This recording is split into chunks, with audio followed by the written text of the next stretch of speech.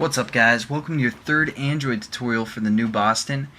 Again with me, Travis, and what we're going to do in this tutorial is something super exciting. We're going to install some more software that we're going to need for developing an Android. So I was hoping you guys were looking forward to that. And what we're going to actually install today is the SDK. So we're going to go into Google again and type Android SDK. And basically the SDK has all these methods that we can use for Android programming, and it'll allow us to basically develop for our emulator and for our phone. So we're going to download that so we can actually do some Android programming. And you click the first link. It's the download section from the Android developer page that we've been to before. This time it's under the Android SDK starter package download. We have some choices here. If you guys want, if you're on Windows, you can do the recommended one. If not, you can also download this. It's pretty simple either way.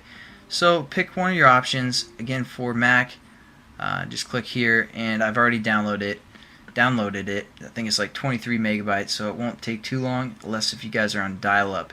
And if you are, I'm sorry. But what we're going to do now is basically I'm going to go to the place where I downloaded this. It was within. Still good. Okay, it's right here within the Downloads tab, and it's a zip file, so you're gonna have to extract it. Hopefully you guys have an extractor already. If not, I believe there's WinZip, that's free. I don't know all the free ones, but there's definitely some freeware out there to unzip stuff. So I clicked that, and it basically made a folder right here within the same project, or within the same folder or download folder.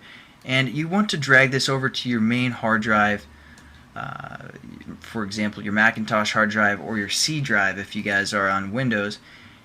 And as you can see, it's right here. What we're going to do now is open this up, and if you guys are on Windows, there will be something called the Android,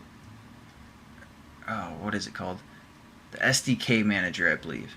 It's called the SDK Manager. There's a little green logo of the Android mascot for the most part, that little alien looking dude. You want to click on that. As for Macintosh, what you guys want to do is go into your tools and click Android right here. Now the first time you click it, it might not do anything, so if it doesn't, just exit out of there and click it one more time. It'll load up some stuff, and it loads up this Android SDK AVD Manager. What we're going to do now is set up kind of the platforms that we want to develop for. So we're going to go into Available Packages, and here's our Android repository. We're going to click that triangle to open it up, because if we download all of them, it's going to take a long time. Even downloading one takes a while. So what we're going to do is download for the Android 2.2 platform, which has an API level of 8. Now basically you guys are probably wondering what these platforms are. Every Android phone is running on some sort of Android operating system, and this is the version of that operating system. Kind of the older phones, maybe like the like the Samsungs that haven't got updated, they're going to be running on like the 1.5. Actually, I'm not even sure if anything's running on 1.5 anymore, but basically you can think of it like that. The older phones have these older platforms, unless if they got the updated software. So if you guys have a certain phone, just check what version it is, and you guys can develop for that. Now the API level, again, I'm sorry, just briefly, since we're on the platform, the 3 and the 3.1 is Honeycomb, which is, I believe that's what's on their tablet. So if you guys have a tablet, you can develop for that.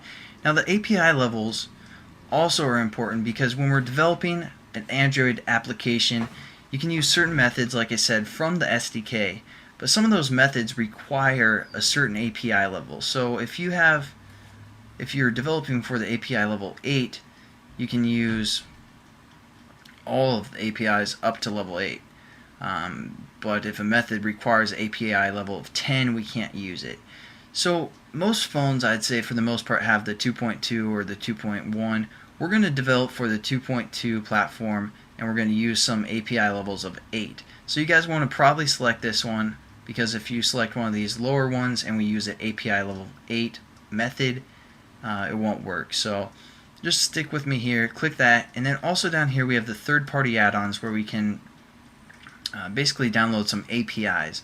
We're going to get the one from Google, so when we get into Google Maps we can use the API from Google.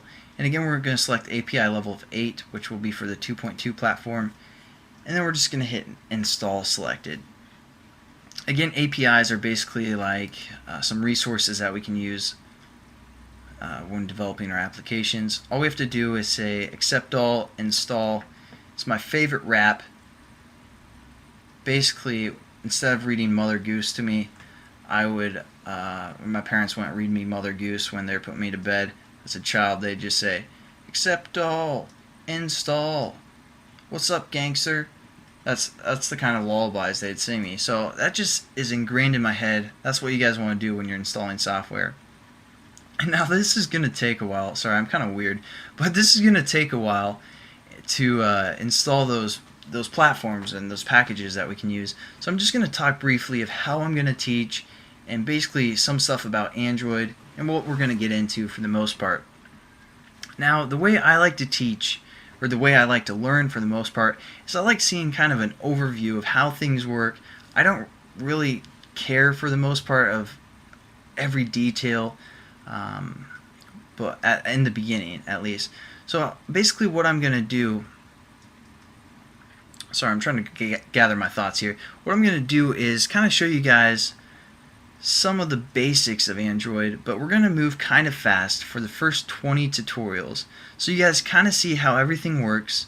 You might not realize everything that's going on, but trust me, you'll learn a lot throughout those tutorials. Not like every detail, but after the 20th tutorial, we'll kind of go back and redo some of those things that we've done just a little bit differently and introduce some new stuff, so that older stuff makes sense and you guys realize what's going on. I don't know if that description made sense, but that's what we're going to do. We're going to kind of go quickly, and then we're going to backtrack a little bit and cover some of the stuff that we did, and then move forward as well. I won't get into every detail right at the beginning, so if you guys don't like that, I'm sorry, but I will cover every detail just within time. So stick with the series, and it will pay off. I promise you guys, you'll understand Android for the most part after this whole series is done.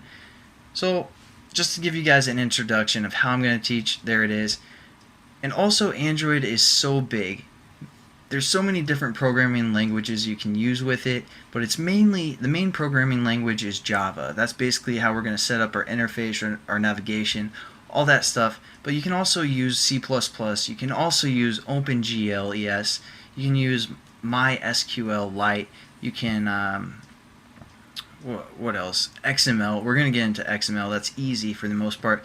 But there's so many programming languages. You can use HTML5 as well when you're developing your application. So it's going to be hard covering all those topics and pretty much everything. So I'm just going to stick with... okay, so this got done installing, so we're just going to hit OK. I'm just going to, cover as much as I can within 200 tutorials.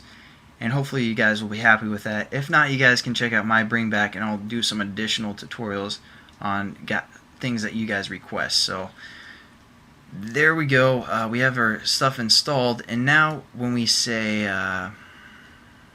installed packages, we can see some of the options that we downloaded. The other thing we're going to do real quickly is set up the emulator. So we're going to say virtual devices up here and hit new, and we're going to call this one DroidX. Again, this will have to be one word. It can't be two words, just one word.